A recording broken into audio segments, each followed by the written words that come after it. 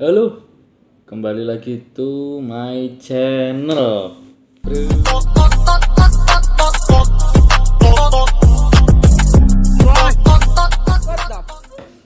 Iya, ceritanya saya ini mau makan ya, mau makan. Terus kok keinget sebelum lupa, mending tak share dulu ke teman-teman. Jadi ini step by step ya, saya manusia seperti kalian juga, sama saja. Saya mengalami masa muda juga. Ya, masa muda itu menurutku masa dimana semua itu untuk saya, semua itu untuk aku, mengenai aku dan hanya aku wis. Bahkan Tuhan itu hanya sekedar formalitas. Oh, saya punya agama seperti itu. Pokoknya aku seneng, aku enak kegiatan, aku gak sedih. Ya, intinya seperti itu. Dan itu menurut saya sekarang ya kadang benar ya ada benarnya, ya ada salahnya seperti itu. Nah, terus memasuki tahap kembangan otak. Jadi pemikiran manusia kan semakin berkembang, semakin dewasa. Kadang ada yang cuma sampai semakin dewasa tok. Kadang ada juga semakin dewasa semakin pintar.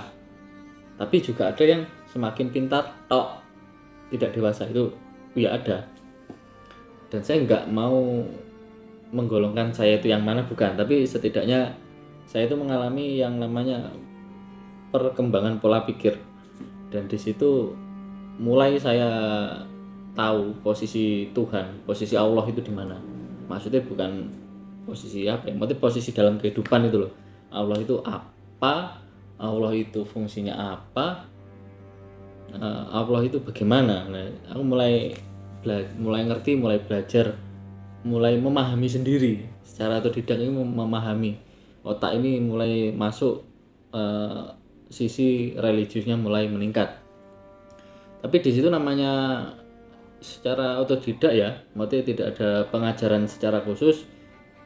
Perkembangan otak ini, pemikiran dan pengetahuan itu hanya sekedar dari apa yang kita tangkap secara otodidak, tidak sengaja, otomatis tidak sengaja, informasi tidak sengaja. Dan klaim dari dalam hati, Allah itu apa, Allah itu sebagai apa. Dan di situ banyak perubahan yang dimana tahap saya berubah menjadi orang yang seperti apa bilangnya, sufi, atau mungkin apa ya bilangnya, tasawuf ya. Maksudnya tingkatannya itu pengertian tasawuf saja. Jadi bukan ke agama yang gimana ya, yang proporsional, tapi hanya sekedar di tasawuf atau di kesufian saja. Itu selama beberapa tahunnya juga nggak sedikit tahunnya ya. Ya banyak, Mas, ini nggak 1 tahun 2 tahun, tapi banyak. Nah, gitu. Terus di akhir 2 tahun ini mulai terjadi perubahan lagi. Jadi yang tasawufnya itu sudah mentok di wadahku saja ya, mentok di situ. Kemudian secara tidak sengaja juga, tetap karena memang ini semua takdir ya, diarahkan kemana, kapan, di mana, itu takdir. Masuklah yang namanya fikih ya, fikih. Jadi yang tasawuf sudah mencicipi, kemudian masuklah fikih. Nah, di situ saya jujur saja saya agak shock bahwasanya oh seperti ini, ternyata itu kebenaran itu seperti ini, ada sistematisnya, dan itu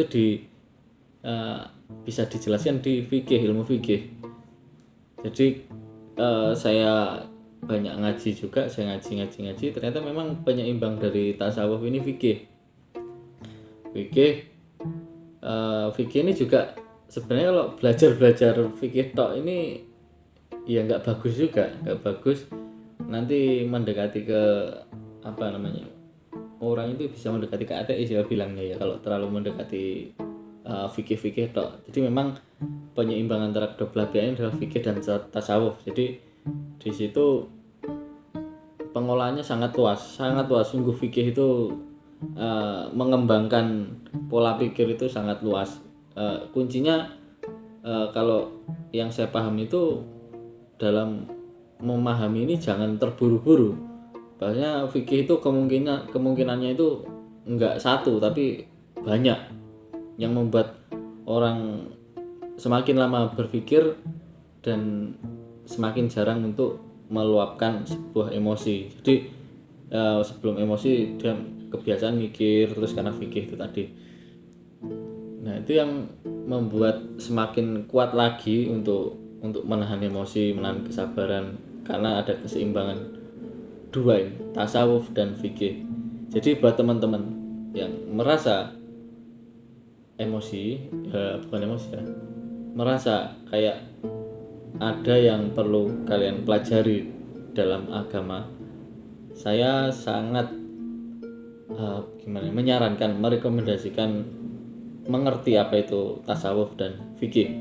Ya walaupun tidak pandai, tidak pintar sekali, tapi saya yakin ini akan mengembangkan otak, mengembangkan kebijaksanaan, pola pikir dan kesabaran secara tidak langsung. Ini sesuatu yang penting menurut saya, ini penting, dan buat teman-teman yang muslim tentunya ya sangat rekomendasi untuk penyeimbangan antara tasawuf dan fikih. Jadi jangan cuma jadi orang filosofis, karena orang filosofis itu mentok-mentoknya adalah teori, sekedar teori keyakinannya sendiri. Nah ketika masuk ke fikih juga nanti ada pengembangan yang luar biasa, yang tidak akan membuat kamu menjadi orang egois, akan hilang. Pelajari itu teman-teman, saya yakin ini sangat cobalah dulu lah, ini sangat bermanfaat teman-teman. Kalau rekomendasi saya untuk mempelajari fikih secara awam ya, untuk awam banget, kita untuk membaca kitab sebenarnya kesulitan, jadi kita harus ada rujukan ulama-ulama yang ahli di bidangnya. Dan saya ada saran itu Gus Baha itu penjelasannya ringkas. Jadi gini, nanti untuk ketika Gus Baha nanti menjelaskan kita tangkap, kita akan sedikit mengerti. Nah ketika kita sudah sedikit mengerti tadi, ulangi lagi, pikirkan lagi apa yang dikatakan Gus Baha. Kita akan mendapatkan tafsir yang banyak kemungkinan. Nah di situ saya yakin sel saraf Anda akan berpikir berkembang, dan kemungkinan lebih pandai itu besar sekali. Cobalah, ini saya sudah coba dan menurut saya ini sangat berguna sekali. Wassalamualaikum warahmatullahi wabarakatuh.